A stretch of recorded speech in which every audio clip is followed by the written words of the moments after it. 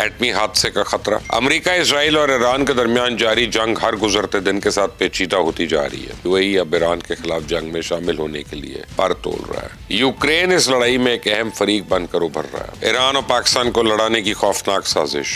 میں عالمی برادری اور خاص طور پہ اسرائیل کو صرف یہ یاد دلانا چاہتا ہوں کہ تہران میں پاکستانی سفارت خانہ پاکستان کی سرزمین ہے۔ اگر کوئی حملہ کیا تو اس کے انتہائی سنگین نتائج ہوں گے، اور اگر آپ کو سمجھ نہیں ہے تو انڈیا سے پوچھ لیں ہم کیا کر سکتے ہیں۔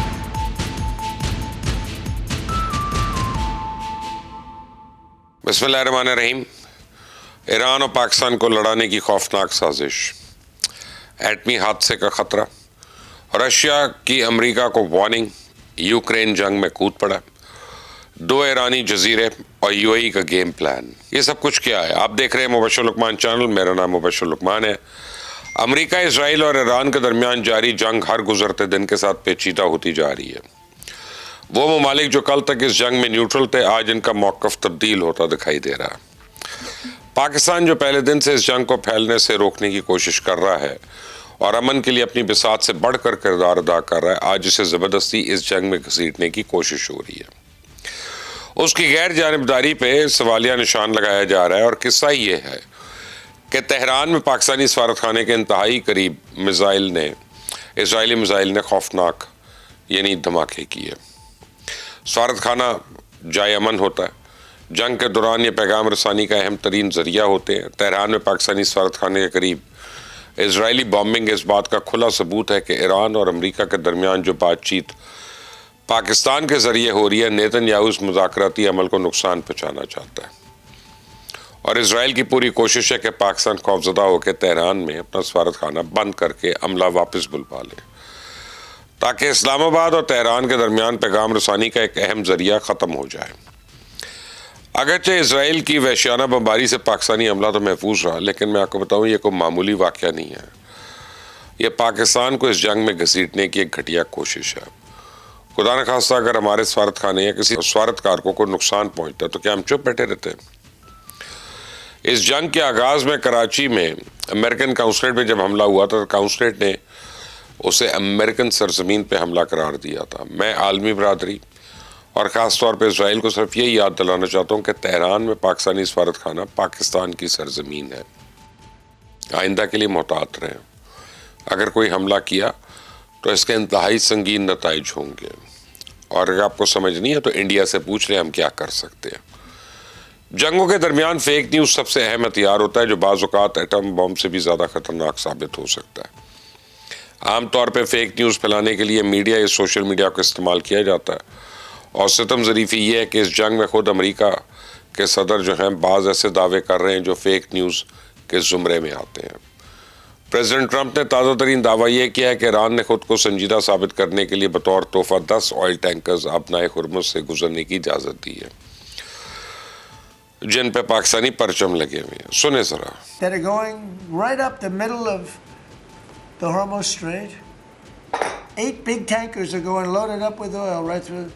And I said, well, I guess they were right, and they were real. And I think they were Pakistani flagged. ادھر پریزیڈنٹ ٹرمپ کا یہ ویڈیو کلپ سوشل میڈیا پر آیا، ادھر بھارتی، اسرائیلی اور خلیجی میڈیا نے آسمان سر پہ اٹھا لیا۔ بار بار ایک ہی بات دہرائی جانے لگی کہ پاکستان نے ایران کی پیٹھ میں چھرا گھونپ دیا۔ دعویٰ کیا جانے لگا کہ پاکستان ایک طرف تو مذاکرات کی کوشش کر رہا ہے، دوسری جانب امریکہ کے نام پہ خلیج سے اپنا تیل منگوا رہا ہے۔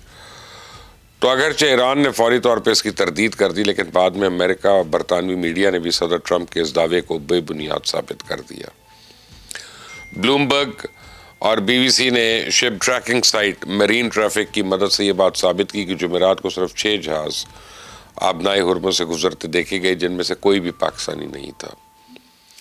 تو پاکستان اور ایران تو اس فیک نیوز کا شکار ہونے سے بچ گئے، لیکن لگتا ہے کہ UAE اب ایران کے خلاف جنگ میں شامل ہونے کے لیے پر تول رہا ہے۔ 2 روز پہلے امریکہ میں تعینات اماراتی سفیر یوسف العتیبہ نے وال اسٹریٹ جرنل میں ایک مضمون لکھا جس میں انہوں نے کہا کہ امریکہ کی جانب سے سادہ سیز فائر کافی نہیں ہے۔ ایران کے nuclear programme, missiles, drones, proxies اور سمندری راستوں کی ناکہ بندی سمیت تمام خطرات کا خاتمہ مستقل بنیادوں پہ ہونا چاہیے۔ اگرچہ یہ آرٹیکل یو اے ای کی جانب سے جنگ میں شمولیت کا سرکاری اعلان تو نہیں تھا، لیکن اس سفیر کی اپنی ذاتی رائے ہے. لیکن میں سمجھتا ہوں کہ یو اے ای اب مزید انتظار کے موڈ میں نہیں ہے. اصل میں ابنائے ہرمز کو ہر صورت کھلوانے کے لیے امریکن فوج ابر موسیٰ اور تنب نامی 2 ایرانی جزیروں پہ قبضے کے لیے بڑی تیاری کر رہی ہے. اطلاعات ہیں کہ اس کام کے لیے متحدہ عرب امارات کا راستہ استعمال ہوگا. امریکہ کا یہ خفیہ منصوبہ مڈل ایسٹ کے امن کو خاک میں ملا سکتا ہے. تو اگر امریکہ نے ایرانی جزیرے پہ قبضے کی کوشش کی تو متحدہ عرب امارات براہ راست تصادم کی زد میں آ جائے گا اور اسے ایسے جانی اور مالی نقصان کا سامنا کرنا پڑ سکتا ہے جس کا تصور بھی محال ہے. یو اے ای کا تو پتہ نہیں کوئی اس جنگ میں شمولیت کا فیصلہ کرتا ہے یا نہیں، لیکن پچھلے کئی سال سے خود جنگ میں مبتلا یوکرین اس لڑائی میں ایک اہم فریق بن کر ابھر رہا ہے. وجہ یہ ہے کہ یوکرین کی ڈرون ٹیکنالوجی انتہائی ایڈوانسڈ ہے اور ان کے پاس ایسا سسٹم ہے جو کسی بھی ڈرون کو انتہائی کم لاگت کے ساتھ گرا سکتا ہے اور خودکش ڈرون حملوں کو ناکام بنا سکتا ہے.